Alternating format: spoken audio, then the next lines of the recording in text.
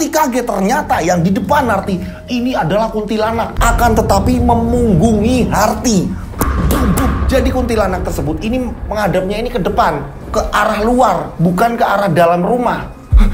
Siapa kamu? Siapa kamu? Saat itu juga kuntilanak membelok dan menghadap ke Harti. Harti ketakutan. Tolong, tolong, tolong. Assalamualaikum warahmatullahi wabarakatuh. Kembali lagi bersama saya Rian Agus Widodo di channel Rian Agus Widodo. Apa kabarnya? Mudah-mudahan kalian dalam keadaan sehat walafiat. Itulah doa saya setiap hari. Saya mengucapkan terima kasih sekali. Ternyata dengan kalian tidak menyekip iklan kita ini bisa menyumbangkan sebagian dari hasil iklan. Loh, ini bukan atas nama Rian Agus Widodo dan tim, ini juga atas nama kalian semuanya. Nah, video sumbangan itu tadi kita sumbangkan ke anak yatim piatu dan orang-orang yang membutuhkan, saudara-saudara kita yang membutuhkan. Kalian penasaran videonya seperti apa?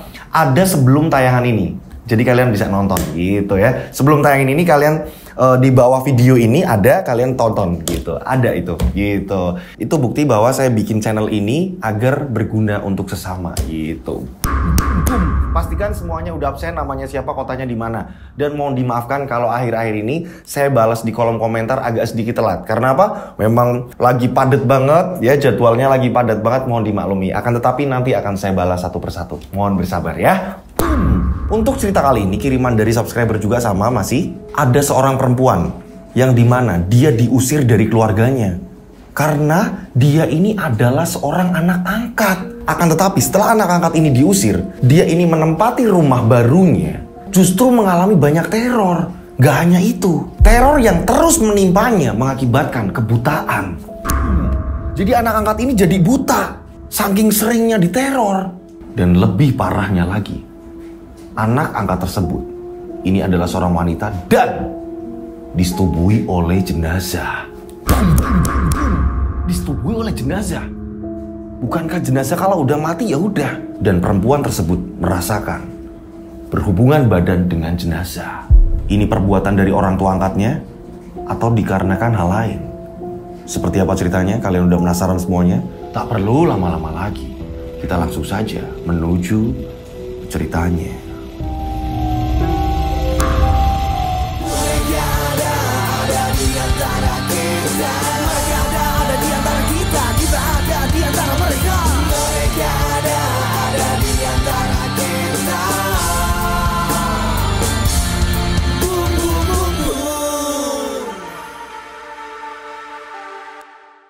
Seperti biasa, nama tempat semuanya disamarkan untuk keamanan bersama karena dari pengirim cerita meminta seperti itu. Cerita ini kisaran tahun 80-an. Saya juga belum lahir. Makanya saya searching dulu nih, setelah dari subscriber mengirim cerita, saya searching di tahun itu kejadiannya gimana. Nah, setelah saya mendapatkan, oh seperti ini nih urutannya, rangkaiannya seperti ini. Baru saya akan menceritakan ke kalian semuanya. Oke? Ada sebuah desa di mana di tahun tersebut, tahun 80-an terjadi longsor besar-besaran. Ini yang mengakibatkan banyak reruntuhan tanah yang dari atas ini mengubur banyak rumah. Sebagian desa hampir tertutup tanah. Banyak sekali korban pada tahun itu. Beberapa yang selamat ini langsung evakuasi nih. Dia pindah tempat, ya kan, setelah ditolong ada beberapa orang yang menolong gitu kan ya, warga-warga yang selamat segala macam. Ini yang selamat ini langsung dipindahkan. Salah satu dari korban yang selamat ini ada seorang bayi. Bayi itu usianya 2 tahun dan orang tuanya ini udah pada meninggal karena tanah longsor tadi. Ada seorang petani, kita sebut saja namanya Pak Yoso.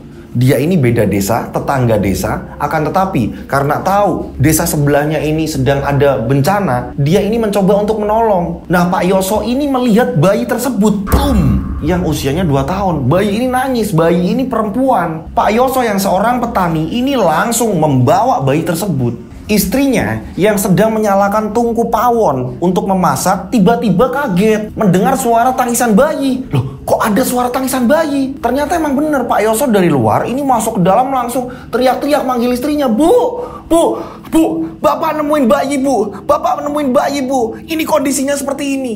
Kondisinya memang penuh dengan tanah segala macam.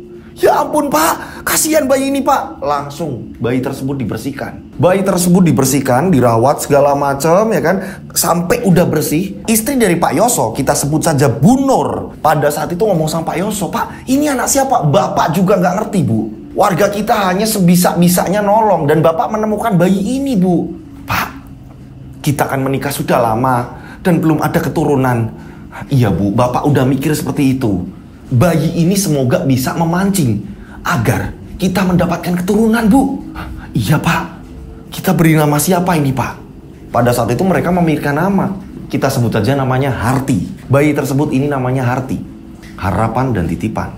Pak Yoso sangat menyayangi Harti.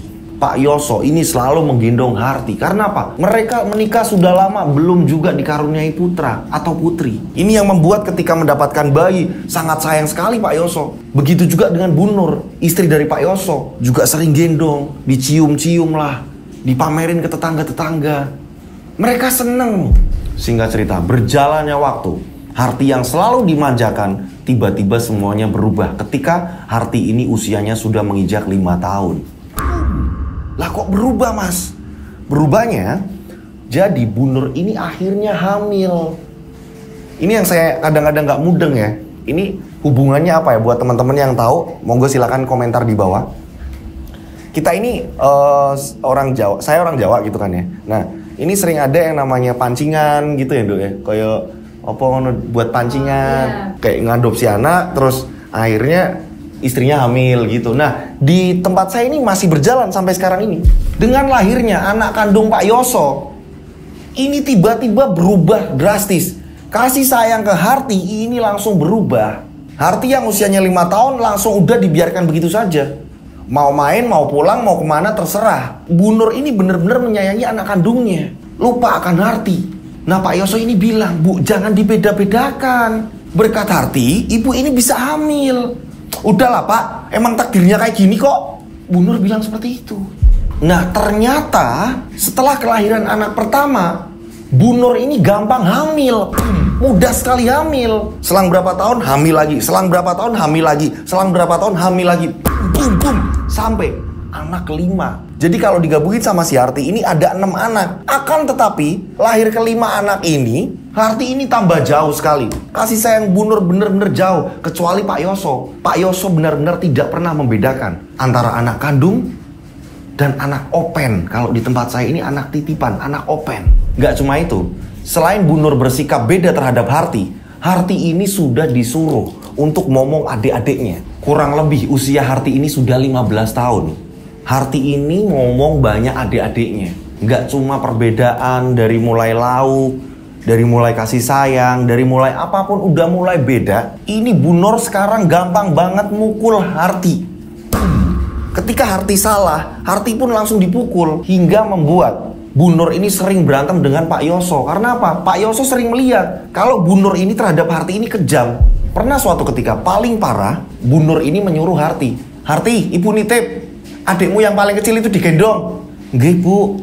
Nah, akan tetapi karena adik-adiknya yang lain juga masih kecil, Harti ini kebingungan. Ibunya ini sedang masak. Nah, Pak Yoso karena seorang petani, ya, dia ini ke sawah. Garapannya bukan garapan sawahnya sendiri, akan tetapi garapan sawah orang. Pak Yoso hanya sebagai pekerja di situ. Nah, pada saat itu Harti yang kebingungan. Adik yang ini nangis, adik yang itu nangis. Harti bingung. Disambilah sama Harti, ya kan? Yang satu digendong, yang satu ditidurin, gitu bergantian-bergantian. Ternyata salah satu dari adiknya Harti ini terjatuh. Nangislah kenceng. Nangislah kenceng. Ibunya yang mendengar langsung menuju ke kamar. Harti, iki adikmu kok bisa kayak gini gimana? Bu, maafin Harti, Bu, maafin Harti. Kurang ajar kamu. Ditampar Harti. Pas adiknya Harti ini diangkat, ditaruh di kasur lagi, ya kan? Ini memang ada benjolan di situ. Lah gimana Harti nggak bisa ngatasin? Ini adiknya banyak. Harti langsung ditarik sama ibunya. Ikutin ibu ke belakang. Harti ditarik. Dan saat itu juga kalian tahu cobek, nyambelan kalau di tempat saya ulekan, kan? Nyambelan. Ini cobek, ini dipukulin kepala Harti. Wah, Harti langsung terjatuh. Harti pun pingsan. Pada saat itu ternyata yang biasanya Pak Yoso ini nggak pulang, Pak Yoso ini punya firasat nggak enak. Ini ada apa-apa di rumah kayaknya deh. Mending aku pulang. Pak Yoso pulang. Pada saat Pak Yoso pulang melihat Harti yang sudah terkapar di pintu dapur, Ya, Pak Yoso teriak langsung, Harti, neng opo Wendo, neng opo. Darah udah bercucuran, Harti udah nggak sadar. Bu, ini Harti kenapa? Pasti kamu lagi, Bu. Pada saat itu terlihat cobek ini belum dibenain, masih di situ tergeletak. Bu, kurang ajar gue, ngapa ke Harti? Pak, anaknya kita ini loh. Harti ini ibu suruh ngomong. Ini salah satu dari anak kita ini malah terjatuh. Bu, mendidik anak ini tidak harus dengan kekerasan, Bu. Alah, bapak ini selalu belain Harti. Mereka cekcok. Dan gak lama kemudian Harti pun digendong sama Pak Yoso, diberi obat di situ. Ya kan, diberi obat. Setelah diberi obat, Harti dikasih minum, Harti ini sadar. Wah, kan tetapi benjolan ini besar. Ya namanya dipukul cobek, batu loh. Untung kepala gak pecah. Anak kecil loh, pingsan lah. Nah, pada saat itu Pak Yoso pun bilang setelah Harti ini sadar, kamu kenapa, Nduk? Nggak apa-apa, Pak. Tadi dipukul ibu pakai cobek. Ya ampun, kurang ajar istriku. Ya Nduk, maafin bapak ya Nduk. Bapak nggak jagain kamu. Nggak apa-apa, Pak. Harti yang salah. Harti bingung jagain adiknya banyak. Iya Nduk, yuk. Sabar Nduk. Ya udah, Harti mending istirahat dulu. Bapak tak ke sawah. Bapak tak ngerampungin gawean. Bapak kerjaannya tak rampungin dulu. Nanti bapak biar bisa cepet pulang. Nah, pada saat itu Pak Yoso pun berangkat lagi. Nah, Bu Nur langsung masuk ke kamar. Bangun. Iya, Bu. Harti masih pusing. Gak usah ngeluh. Kamu cerita apa sama bapak? Kamu cerita apa? Harti gak cerita, Bu. Bohong kamu. Ikut Ibu. Ditarik Harti. Ditaruh di sumur. Dia disuruh duduk. Langsung disiram pakai air sumur. Bu Nur nimba, disiram lagi. Bu Nur nimba, disiram lagi. Berulang-ulang. Sampai Harti ini kedinginan. Kalau di tempat saya, bahasa di tempat saya ini kedidiran. Menggigil. Disiram terus-menerus. Saat itu Harti dibilangin sama Bu Nur, awas kamu, kalau sampai kamu bilang sama bapakmu, panjang urusannya. Ibu bakal terus nyiksa kamu. Harti ketakutan. Iya, Bu, maafin Harti, Bu, maafin Harti. Harti gak berani cerita.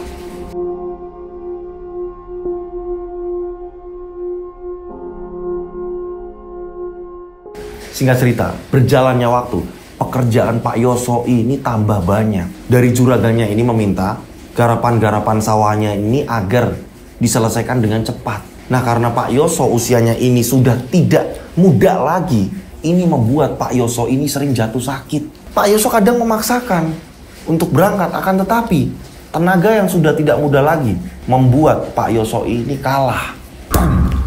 Pak Yoso sering sakit. Kurang lebih saat itu usia Harti sudah 17 tahun. Pak Yoso pun bilang sama Harti, Nduk, Bapak udah sering sakit-sakitan seperti ini. Pesen Bapak, nanti kalau ada orang yang lamar, atau mungkin teman Bapak yang punya anak laki-laki atau apa gitu, diterima ya Nduk, kalau ada yang lamar. Iya Pak, Harti nurut. Harti mau mengiyakan karena Harti ini benar-benar penurut. Jarang yang namanya membantah. Harti juga udah diceritakan, bapak ibumu dulu ini meninggalnya gara-gara ada longsor segala macem. Diceritakan, kamu tetap bapak anggap sebagai anak bapak sendiri, kata Pak Yoso. Diceritakan ke Harti. Harti mau menerima semuanya itu. Justru Harti sering sekali berucap terima kasih, karena tanpa kasih sayang mereka, Harti ini mau hidup dengan siapa pada saat itu?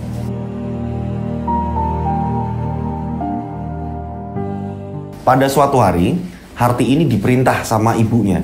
Ti, bawain makanan ini buat bapakmu. Iya, Bu. Nah, disuruh ke sawah membawa makanan. Nah, pada saat membawa makanan, ditaruh di kayak keranjang yang terbuat dari anyaman bambu, dibawa Harti ke sawah. Sesampainya di sawah, Harti di situ langsung nyari bapaknya. Pak, ternyata bapaknya ini udah duduk. Nggak kuat. Bapaknya ini lagi duduk-duduk di saung. Pak, bapak kenapa?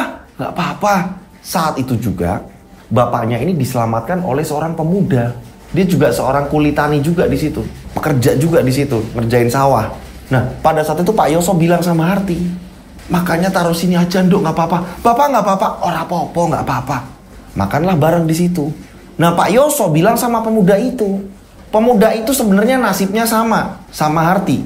Bapak ibunya ini juga sama, meninggal karena reruntuhan longsor tanah itu tadi. Nah, pemuda ini lebih tua dari Harti. Bapaknya bilang, ini loh Le, anaknya bapak Ini putri bapak namanya Harti. Sama ibu bapaknya dulu kena longsor. Nah hidup sama bapak sampai sekarang. Ti, kenalan karo Mas Iki. Kenalan sama Mas ini yang nyelamatin bapak. Tadi bapak ini sempet jatuh. Kita sebut saja pemuda tersebut ini namanya Kamto. Usianya kurang lebih 20 tahun. Selisih 3 tahun dari Harti. Berkenalanlah mereka.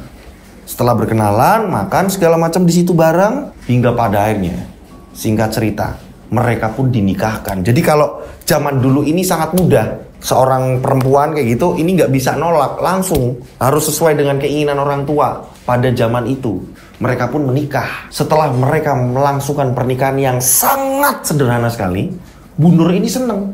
Udah berarti Pak, di rumah ini udah nggak ada anak angkat lagi. Bu, ibu itu gimana sih? Loh, ya iyalah. Masa iya Pak? Harti dan suaminya masih tinggal di sini juga.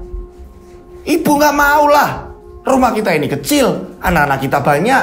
Bapak itu mikir, Bu, mereka kan belum ada bekal Bu. Udah, ibu nggak mau tahu. Pokoknya Harti harus keluar dari rumah ini.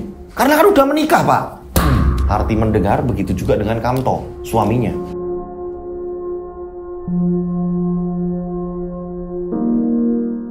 Singkat cerita, 3 hari kemudian, Pak Yoso memanggil Kamto. Le, sini Le.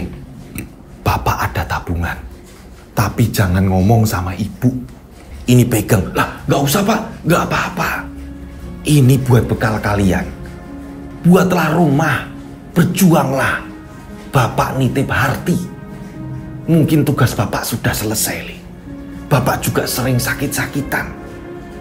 Bapak gak ngerti. Mau dipendet Gusti Allah kapan, Bapak juga gak ngerti. Ini ada uang buat bekal kamu, Le. Pak, tapi Pak, shh, pegang buat beli rumah. Pak Yoso memberikan uang ke Kamto. Kamto pun cerita sama Harti. Karena memang Kamto di sini memang udah nggak punya siapa-siapa, sebatang kara. Setelah berembuk dengan Harti, mereka pun pindah dari tempat itu. Bu Nur seneng sekali, apalagi adik-adiknya udah nggak ada yang ngerusuhin nih. Mbak udah nggak di sini nih, udah seneng. Harti dan Kamto pun pindah. Jauh sekali tempatnya.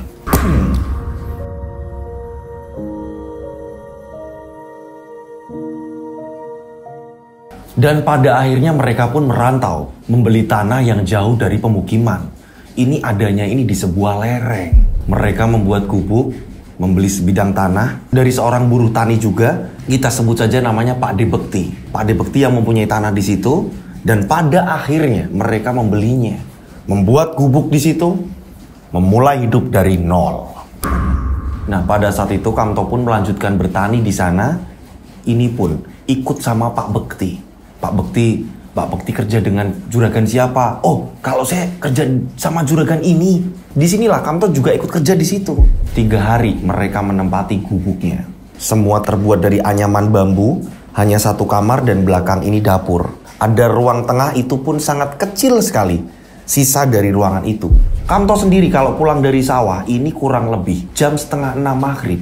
Harti sendiri mempersiapkan makanan untuk Kamto. 3 hari pertama ini aman. Kamto ini pulang, mereka makan bersama. Dan ketika mereka ini belanja, ini harus berapa minggu sekali. Karena apa? Pasarnya jauh. Dan harus berjalan kaki, nanti ketemu Andong, Dokar gitu ya, baru arah ke pasar. Jadi kalau belanja ini sekalian. Nah, Pak Bekti untungnya orang yang sangat baik. Jadi kalau butuh apa-apa, kadang-kadang Pak Bekti ini membantu. Singkat cerita, 2 minggu sudah mereka tinggal di situ tidak masalah. Hingga pada suatu ketika, disinilah kejanggalan dimulai. Pada saat itu tumben-tumbennya, yang biasanya Kamto ini pulang 5:30 sebelum maghrib, ya sebelum maghrib Kamto ini pulang tumben. Kamto ini sudah kelewat maghrib, Kamto belum pulang. Harti ini sudah mempersiapkan makanan. Harti ini duduk menunggu Kamto. Kok Mas Kamto belum pulang yo? Ini air tehnya udah dingin. Ya udahlah, aku masak air lagi biar panas lagi. Harti pun ke dapur. Pawon, kalau orang zaman dulu ini bilangnya ini pawon. Harti ini memasak air dari tungku. Saat Harti sedang masak, udah maghrib kan ya, udah maghrib. Ini tiba-tiba ada kelelawar masuk. Harti kaget, kelelawar itu sangat besar sekali. Kelelawar besar itu tiba-tiba memutari nih di dalam rumahnya Harti. Harti ketakutan. Kok tumben ada kelelawar? Harti bingung. Dan pada saat itu juga kelelawar tiba-tiba menyerang Harti. Langsung nyerang ke muka Harti. Tolong. Kelelawar ini langsung menubruk Harti. Dan pada saat itu juga kelelawar ini mematuk mata Harti. Mata Harti ini dipatuk berkali-kali. Cerak. Sambil digigit. Tahu sendiri kelelawar taringnya seperti apa. Harti teriak-teriak kesakitan. Tolong. Dan Harti matanya ini keluar darah. Sambil menahan rasa sakit, matanya berlumuran darah. Ini tiba-tiba kelelawar yang lain ini masuk semua. Jadi di gubuk Harti ini benar-benar dipenuhi dengan kelelawar. Sangat mengerikan sekali. Ada banyak kelelawar, ratusan mungkin. Harti teriak-teriak minta tolong. Baju Harti ini sampai sudah pada sobek. Karena apa? Inilah gigitan-gigitan kelelawar. Semua menyerang Harti. Tolong. Harti keluar dari rumah. Tak lama, suaminya ini pulang memang. Kamto pulang dan mendengar Harti ini teriak-teriak di depan rumah. Tolong, sambil memegang matanya. Kamto langsung mendekat ke Harti. Ya ampun, kamu kenapa dek? Mas, aku diserang kelelawar. Matanya berdarah. Kamto kaget. Masuk dek, masuk. Dibawalah masuk. Anehnya, satupun kelelawar ini gak ada. Setelah ada Kamto, ini kelelawar malah gak ada satupun. Entah kemana mereka perginya. Dan tidak ada tanda-tanda atau apa gitu terjatuh di situ atau apa segala macam, enggak. Entah bulu atau apa segala macam, enggak ada sama sekali. Akan tetapi mata Harti berlumuran darah. Saat itu Kamto langsung mengompres dengan air hangat, mengobati Harti pelan-pelan. Awalnya gimana dek? Harti pun menceritakan, sedang di dapur, sedang di pawon, ya. Ini tiba-tiba diserang aku sama kelelawar. Saat itu di tahun itu, apalagi di daerah lereng, ke puskesmas ini jaraknya minta ampun. Itu pun adanya di kota. Nggak kayak sekarang. Jarak berapa kilo ada tempat pengobatan, klinik atau segala macam gitu kan. Kalau dulu udah susah banget. Kamto akhirnya berusaha untuk mengobati Harti. Dengan membuat sebuah rempah-rempah kayak gitu ya kan. Dikompreskan di bekas lukanya Harti. Terus menerus. Akan tetapi 1 minggu sudah. Harti ini tidak bisa melihat. Mata yang sebelah kiri Harti nggak ngelihat. Jadi Harti ini ngelihatnya, ini cuma mata sebelah kanan. Dek, kamu nggak lihat? Iya mas, aku nggak lihat yang sebelah sini mas, aku nggak lihat. Kamto pun memeluk sambil menangis. Ya ampun dek, ujian apa ini? Coba bayangin anak-anak sekarang, mau nggak tinggal di gubuk, deket lereng, memulai hidup dari nol dengan kondisi seperti itu anak-anak sekarang? Yang ada, nggak mas, aku kalau nggak apartemen nggak mau. Aku kalau rumahnya nggak seperti ini nggak mau. Yang ada kan banyak kan kayak gitu ya. Tungkak gulune sih sana. Canda ya biar nggak tegang. Jadi memang sekarang itu aneh-aneh ya kan permintaannya ini. Enggak mas, aku pokoknya kalau nggak kayak gini, kalau mobilnya nggak ini, kalau rumahnya nggak kayak gini. Banyak request. Padahal orang-orang dulu ya kan, ibu-ibu pasti yang di rumah pernah kan ngalami masa-masa sulit pada saat rumah tangga awal-awal. Terus di tahun-tahun itu nggak segampang sekarang. Pernah kan? Nah iya. Ini memang bener-bener mudah-mudahan tontonan ini bisa menjadi tuntunan ya Dok. Bisa menjadi tuntunan. Oh ya, untuk hari ini Mbak Anggita ini yang bertugas jadi kameramen saya nih. Soalnya Mas Lutfi ini lagi ada urusan gitu ya. Oke, kita lanjut ceritanya.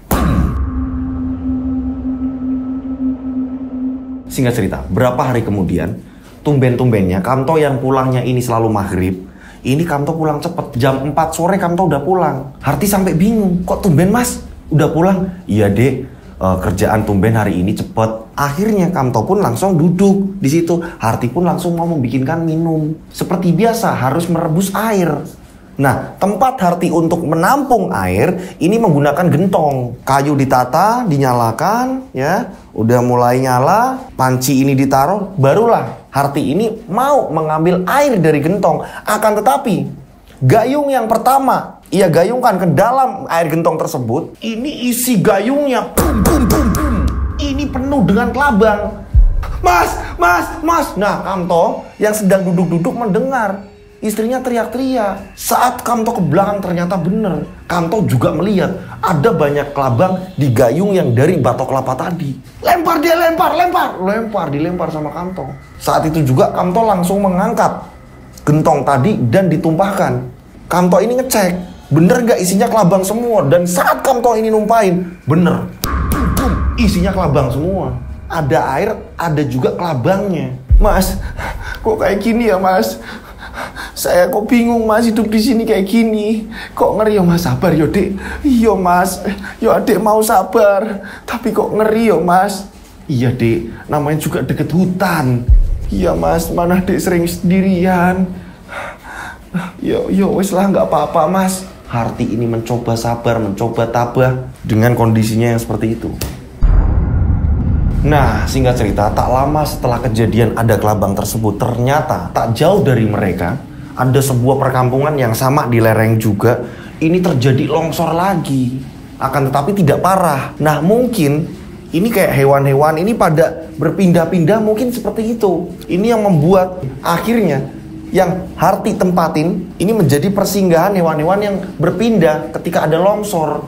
Singkat cerita, berjalannya waktu, yang namanya Kamto ini kalau pulang selalu dipercepat nih. Yang biasanya habis maghrib atau segala macam. Setelah kejadian kelelawar tersebut, Kamto ini selalu pulang jam 5 sore. Jam 5 sore ini dia mengusahakan pulang. Dan setiap pulang dia sampai lari biar cepet-cepet ketemu istrinya.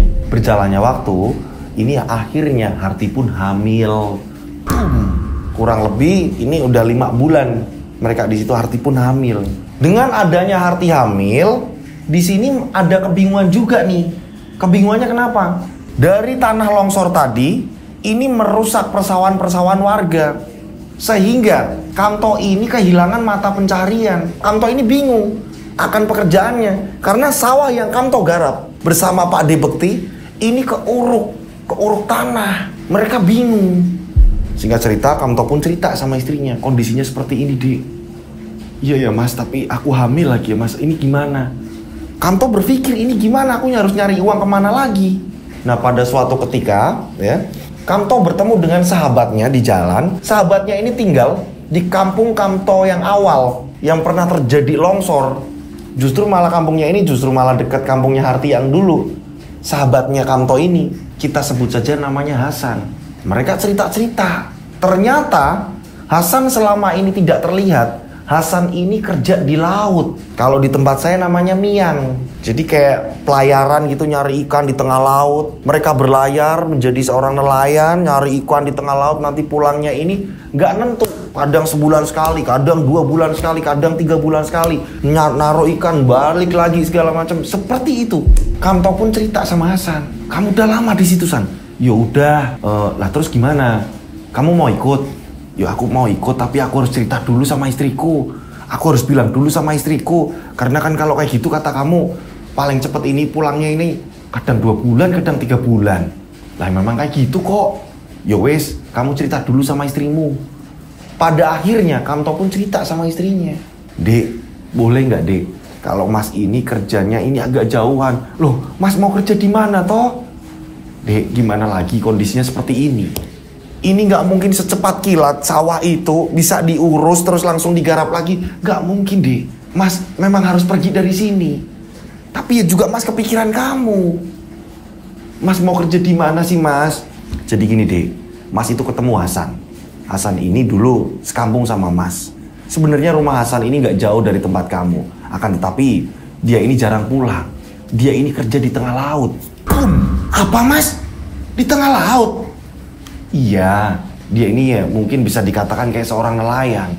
Mas, laut dari sini aja jauh mas. Kita ini di lereng, lautnya jauh mas. Terus mas ini nanti mau ke tengah laut gitu. Ya gimana lagi deh. Ya ampun kok gini ya. Ya sabar deh. Mas akan berjuang. Doakan mas, biar mas ini berjuang ngumpulin uang dan kita pindah dari rumah ini. Iya ya mas.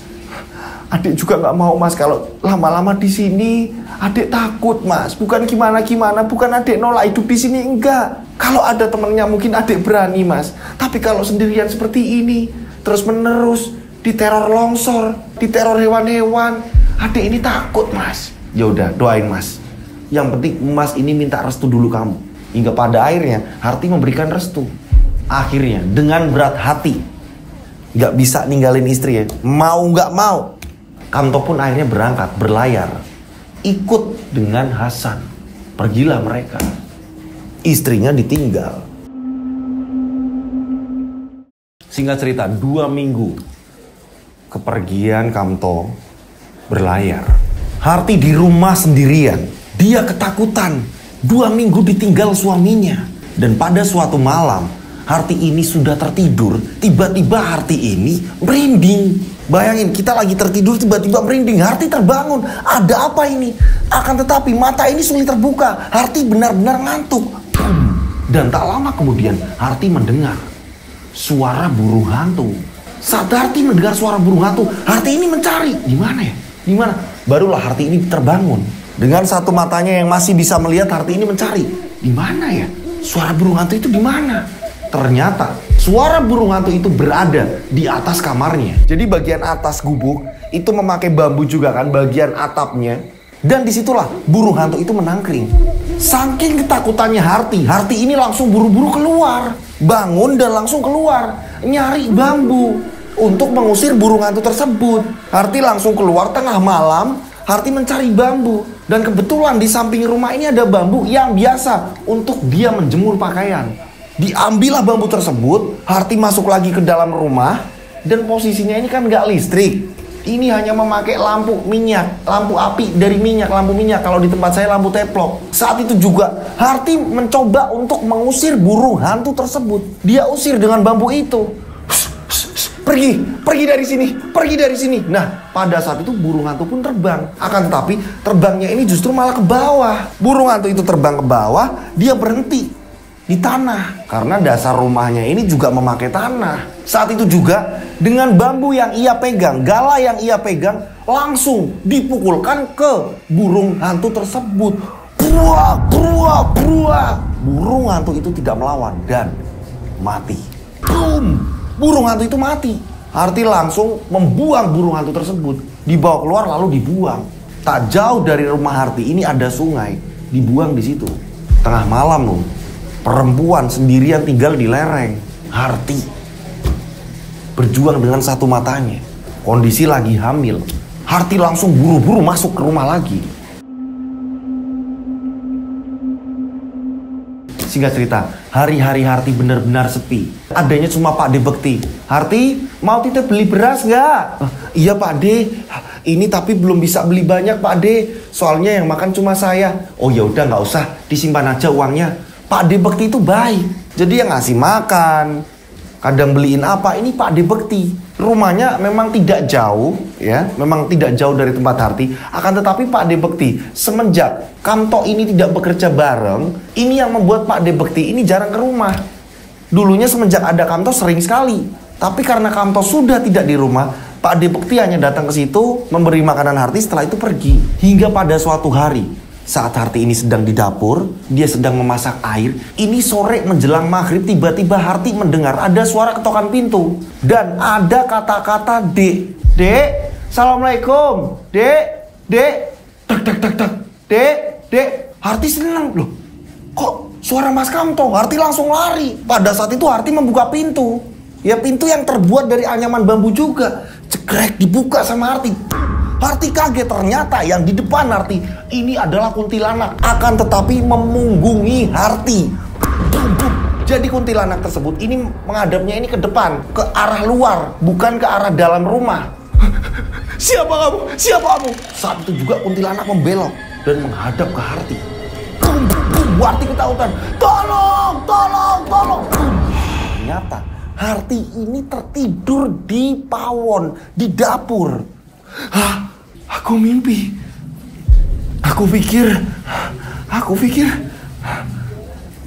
pikir Mas Kamto pulang. Aku mimpi dan ternyata benar. Setelah itu gak lama kemudian ada suara ketokan pintu. Dak dak dak dak. Jangan. Harti langsung mengambil sebilah kayu. Takutnya kenapa-napa. Karena udah maghrib, udah gelap. Dibukakanlah pintu. Cekrek. Anehnya, pas Harti buka ini gak ada apa-apa. Gak ada siapa-siapa. Harti langsung menutup pintu itu kembali. Ngeri nggak sih? Hidup di lereng, deket hutan segala macam, sawah, sendirian. Adanya cuma Pak De Bekti, itu pun rumahnya ini nggak sampingan. Harus melewati berapa kebun, barulah ketemu rumahnya Pak De Bekti.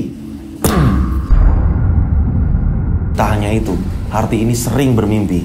Suaminya ini datang memeluk dan mengusap rambutnya. Berjalannya waktu, sering sekali Harti ini mendengar ada suara ketukan pintu. Dan ketika Harti keluar, dibuka, ternyata kosong. Harti pikir itu adalah suaminya. Harti sedih sekali. Sering sekali yang namanya sore-sore hari. Karena Harti ini mungkin bete jenuh di rumah. Harti ini keluar rumah, ya, keluar dari gubuknya. Dia ini menemani Pak De Bekti yang sedang di sawah, menggarap sawah-sawah. Harti ini cerita sama Pak De Bekti. Suami saya kok belum pulang ya Pak De? Sabar, yo, sabar, semangat. Pak De juga hidup sama Bu De tok. Pak De dari dulu nggak punya anak. Iya sih Pak De, tapi kan saya ini perempuan sendirian di situ. Lah apa mau gabung sekalian di tempat Pak De? Nggak usah Pak De. Harti udah sering repotin Pak De. Harti bilang seperti itu. Sering sekali Harti ini ke sawah, duduk melamun, nangis. Sementara perut semakin membesar.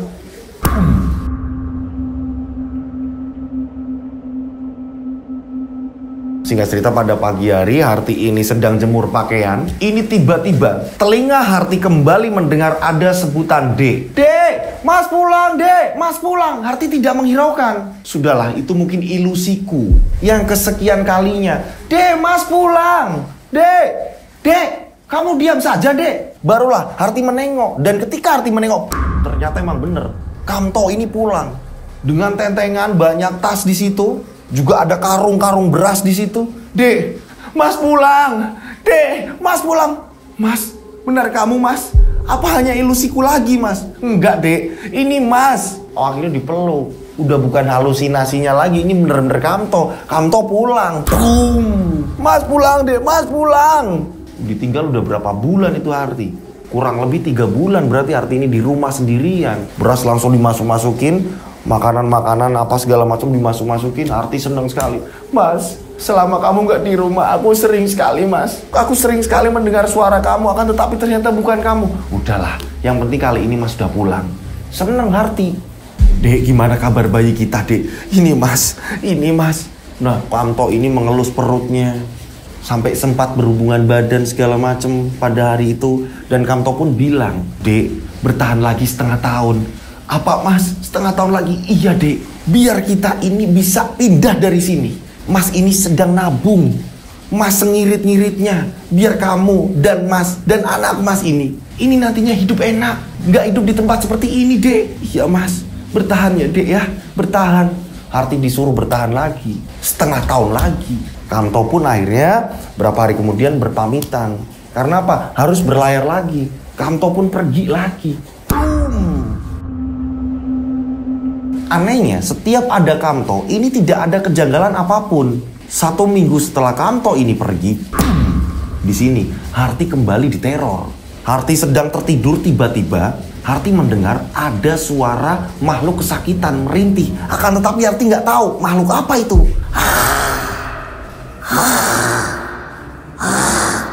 Makhluk apa?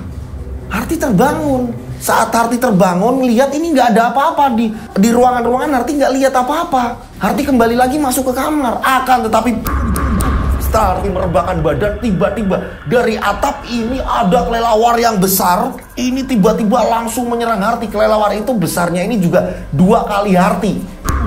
Sayapnya ini lebar, ini masuknya dari mana? Tiba-tiba sayapnya ini langsung membungkam mulut dan wajah Harti. Harti sampai gelagapan di situ, gelagapan, bingung.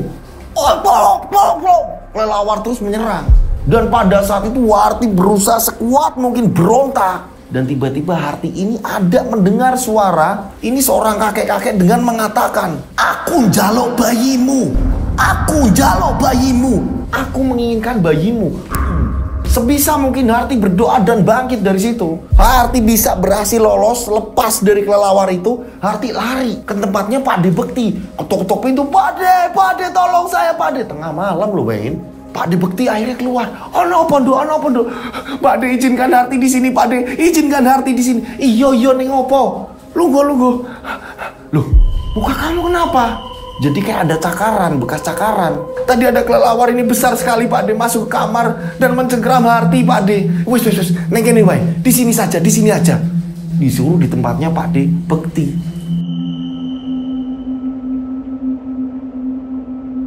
Singkat cerita, keesokan harinya karena Harti ini udah nginep di tempatnya Pak De bekti. Harti ini juga nggak enak orangnya. Harti pun pamitan, Pak De, saya pamit dulu Bude. Iya. Akhirnya Harti pun pamit, balik lagi ke rumah. Harus ngelewatin kebun-kebun. Setelah di rumah, ini siangnya, ya, ini ada orang yang mengetuk rumah. Assalamualaikum. Harti bingung siapa ya? Saat Harti membuka pintu, ternyata yang datang itu adiknya Harti, adik pertamanya Harti. Kita sebut saja namanya Asih. Loh, kamu kok tahu rumah ini? Iya, saya tanya-tanya orang, Mbak. Makanya saya ini nyari rumahnya Mbak, jauh banget kayak gini. Nyari-nyari rumahnya kantor, rumahnya Mbak. Saya cari-cari Mbak. Akhirnya ada orang yang nunjukin terus. Akhirnya sampai sini Mbak. Kamu sama siapa? Saya sama tetangga saya itu di luar Mbak. Naiknya aja sepeda ontel, sepeda kayu. Saat itu Harti tanya, ada apa sih? Ada apa? Mbak, saya mau mengabarkan kalau Bapak meninggal Mbak. Pak Yoso meninggal. Bapak meninggal sih? Iya Mbak. Jadi sebelum meninggal, aku selalu diwanti-wanti sama Bapak. Nanti kalau Bapak nggak ada, beritahu kepada Harti. Biar suatu ketika Harti ini tahu di mana makam Bapak. Dan setelah Bapak meninggal, 3 hari yang lalu, Asih dimimpiin Bapak terus-menerus Mbak. Makanya Asih langsung buru-buru kesini Mbak. Takutnya malah Asih ini terus-menerus dimimpiin Bapak Mbak. Ya ampun Bapak. Harti ini memang sayang banget sama bapaknya. Begitu juga dengan bapaknya.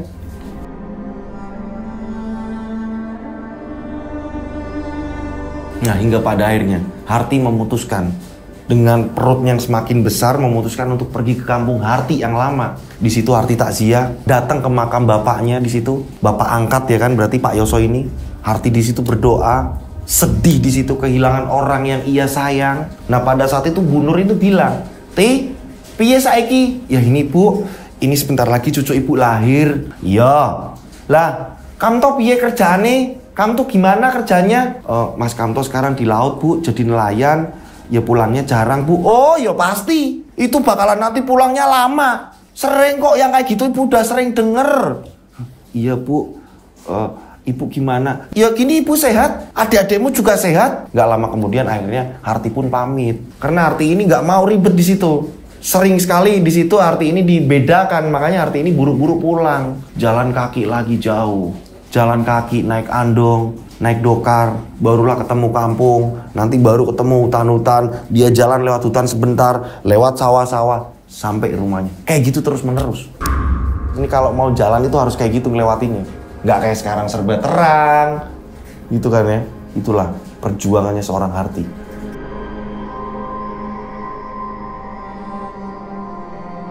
Harti ini menunggu Kamto ini tak kunjung pulang-pulang. Benar-benar teror semakin mencekam. Mulai dari bau wewangian, mulai dari teror-teror suara-suara yang tak jelas. Semakin hari semakin kebal bagi Harti. Udahlah, biarkan terserah mau meneror saya seperti apa terserah. Sering sekali ada suara kakek-kakek. Berikan bayi itu, terus menerus. Bayangin apa yang kalian ketika kalian ada di tengah hutan seperti itu. Boom. Sampai suatu ketika Harti yang sedang tertidur mendengar suara ketukan dari pintu rumah. Dek, Mas pulang Dek. Assalamualaikum. Mas bukan ya? Atau jangan-jangan seperti biasa? Karena udah lelah, Harti tertipu terus. Harti pun akhirnya memberanikan diri. Udahlah, siapa tahu ini bener. Dan ternyata ketika dibuka cekrek, Harti sangat seneng. Bener kan toh Dek, Mas rindu Dek, Mas pulang Dek. Wah, Harti seneng, langsung dipeluk sama Harti. Saling berpelukan mereka. Rindu mereka. Mas aku gak mau ditinggal lagi, aku udah capek, aku gak mau ditinggal lagi. Udah. Akhirnya Harti pun membikinkan minum segala macam di situ. Hingga pada akhirnya mereka pun melepas rindu pada malam itu. Keesokan harinya, yang biasanya Kamto ini di rumah ini 2-3 hari, ini pagi-paginya Kamto langsung bilang, Dek, Mas gak usah dibikinin sarapan. Loh, kok bisa Mas? Oh ya Dek, Mas mau ngasih tahu. nanti kamu kalau ngambil uang di tempatnya Mas Hasan, temennya Mas, yo, karena Mas ini akan jarang pulang lagi. Mungkin ini lebih lama. Loh, kok kayak gitu Mas? Iya, yang penting kamu bisa punya rumah nantinya, ya. Uangnya di tempatnya Mas Hasan, insya Allah udah cukup kok, Dek. Tapi kenapa Mas berangkat lagi? Ya memang kayak gitu kok. Sabar ya, nggak apa-apa. Lah ini sarapan dulu Mas. Udah nggak usah. Mas, masa iya kamu mau ninggal aku lagi Mas? Udah lama kamu ini kerja Mas. Masa iya baru semalam kamu pagi-pagi ini mau pergi? Dek, yang penting kita udah ketemu. Kamto meluk istrinya, mencium perutnya, dan di situ Kamto pun berdoa mengelus agar bayinya sehat. Karena bakalan sebentar lagi lahiran kan. Kamto pun akhirnya pamit pergi. Singkat cerita, pada sore hari, Harti yang sudah lemes, Harti yang lesu, bingung, perut semakin membesar, kadang-kadang mules, apa-apa sendiri segala macem. Belum lagi teror-teror, lagi keselnya, ditinggal suami lagi. Tiba-tiba ada suara ketukan pintu lagi. Siapa lagi nih? Nah pada saat itu Harti pun bangkit, terus akhirnya Harti pun membuka pintu. Dan ternyata saat dibuka ini orang lain. Harti tanya, Masnya siapa ya? Mbak Harti, nama saya Hasan. Oh, Mas Hasan, temennya Mas Kamto. Iya bener Mbak, dari tadi saya ini nyari rumahnya Mbak ini nggak ketemu-ketemu. Dan akhirnya karena saya lewat ancer-ancer pernah diceritain, akhirnya jadi saya tahu Mbak, saya tanya-tanya dan akhirnya ketemu Mbak. Iya Mas Hasan, silakan masuk Mas, silakan. Maaf ya Mas, nggak ada kursinya gini. Nggak apa-apa, Hasan pun duduk di situ. Adanya kalau di tempat saya ini namanya dingkle, kursi yang terbuat dari kayu kecil, pendek. Mas maaf ya Mas, adanya tempatnya kayak gini. Nggak apa-apa Mbak. Loh, ada apa ya Mas Hasan? Saya mau ngasih tahu Mbak, ini isi tas ini semuanya, ini pesanan dari Mas Kamto. Pesanan dari Mas Kamto apa sih Mas? Dibuka saja Mbak. Saya nggak ngambil sedikit pun, dan memang dia menitipkan ke saya. Beliau menitipkan ke saya Mbak. Dibuka lah, ternyata uang. Lah, uang banyak sekali Mas ini. Iya Mbak, Mas Kamto berpesan ke saya agar nanti ini digunakan Mbak untuk membangun rumah agar Mbak ini pindah dari sini. Loh. Lah, Mas Kamtonya ini kemana? Saya kok bingung loh Mas. Perasaan baru berangkat kok. Berangkat gimana Mbak? Lah Mas Kamto ini semalam di sini, terus pagi tadi udah pulang Mas. Pulang? Pulang kemana Mbak? Iya bilangnya mau berangkat lagi berlayar. Mas Kamto pulang ke sini Mbak? Iya Mas. Semalam Mas Kamto ini pulang, terus setelah itu paginya ini dia ini buru-buru nggak mau sarapan, pagi tadi ini nggak mau sarapan, terus dia pulang Mas. Dia berangkat kerja lagi katanya, aku harus ke laut lagi, aku harus berlayar lagi. Tunggu aku pulang. Dan memang bilang, uangnya ini bilang dititipkan ke Mas Hasan. Dan saya baru kenal Mas Hasan sekarang ini.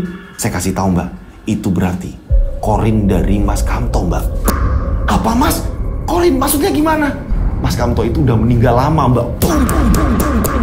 Apa Mas? Mas Kamto meninggal? Iya Mbak. Saya datang ke sini sebenarnya berat Mbak untuk mengucapkannya Mbak.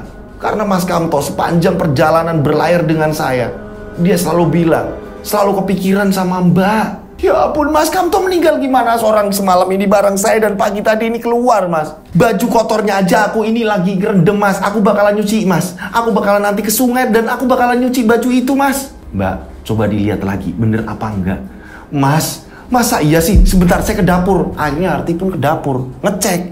Dan ternyata yang ada di dapur, tumpukan baju itu bukanlah baju Kamto, melainkan daun pisang. Ya bener, orang meninggal kan rata-rata ditutup dengan daun pisang. Ya ampun, kenapa jadi daun pisang? Dan Hasan menjelaskan kalau Kamto ini udah meninggal lama, berapa bulan yang lalu.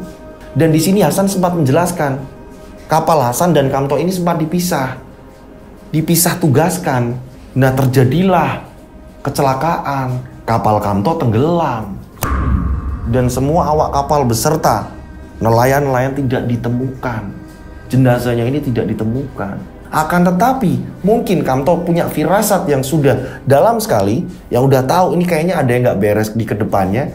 Aku menitipkan uang hasil jerih payahku kepada Hasan agar disampaikan kepada istriku. Harti yang sedih sekali, kehilangan segala macam. Hasan pun bilang, Mbak diminta pindah. Saat itu juga ketemu sama Pak De Bekti. Dan ternyata Pak De Bekti pun cerita bahwa semalam didatangi oleh Kamto. Semalam ya aku ditekoni. Kamto sing sedih, Kamto sing lamun, Kamto sing nangis. Semalam aku didatangi. Aku mikir ada firasat gak enak iki.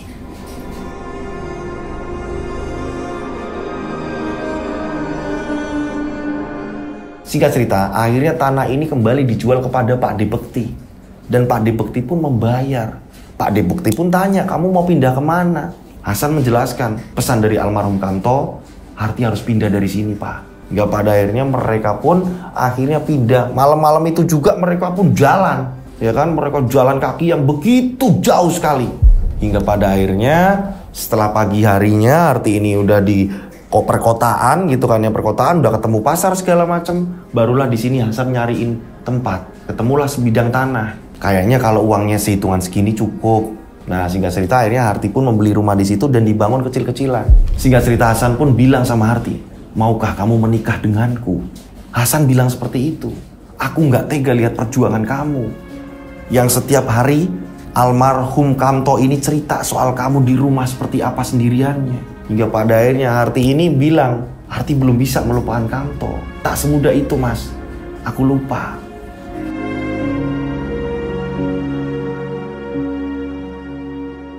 Singkat cerita, pada suatu hari, saat anaknya ini mau lahir, Harti dimimpikan. Datanglah suaminya di mimpinya dan mengatakan, nikahlah sama Hasan sahabatku. Harti terbangun kaget. Hingga pada akhirnya, saat Hasan ini main, Harti pun akhirnya ngomong, iya Mas, aku mau dinikahi kamu Mas. Akhirnya Hasan menikahi Harti. Singkat cerita anaknya pun lahir. Hasan mau menerima apa adanya Harti dalam keadaan hamil seperti itu. Dan setelah lahiran anaknya Harti diberi nama sama. Di cerita ini diberi nama sama. Tapi kan ini udah disamarkan. Ini diberi nama Kamto. Sama.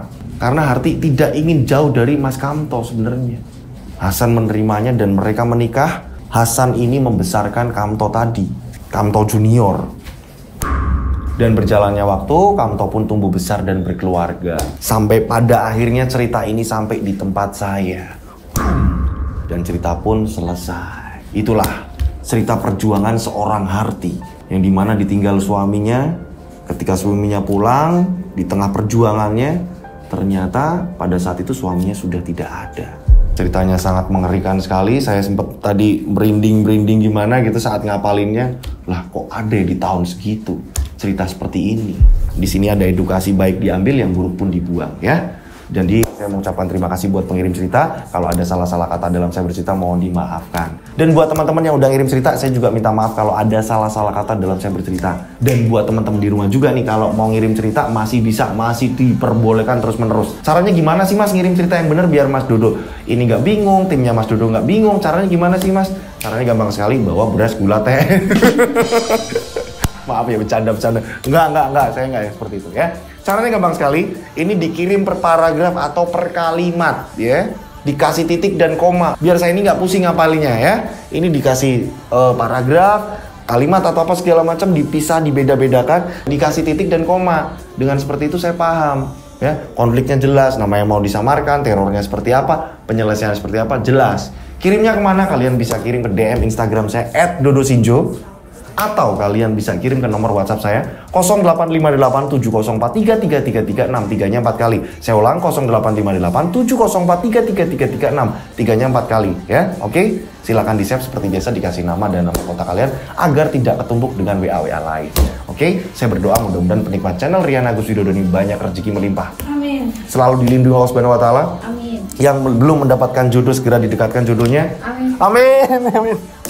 Ya kan? Yang lagi banyak utang segera dilunaskan hutangnya. Ya, yang lagi sakit ini diangkat penyakitnya. Amin. Ya kan? Panjang umur sehat selalu. Akhir kata saya Rian Agus Widodo mengucapkan wassalamualaikum warahmatullahi wabarakatuh. Mereka ada di antara kita.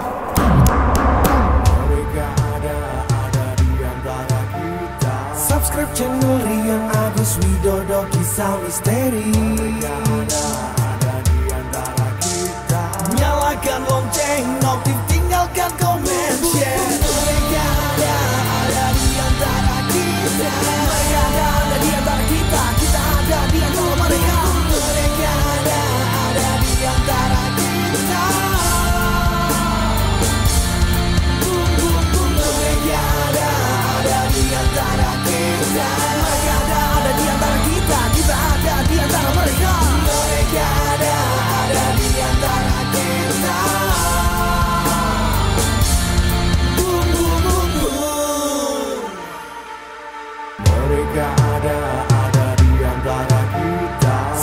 Channel Rian Agus Widodo, kisah misteri. Ada di antara kita. Nyalakan lonceng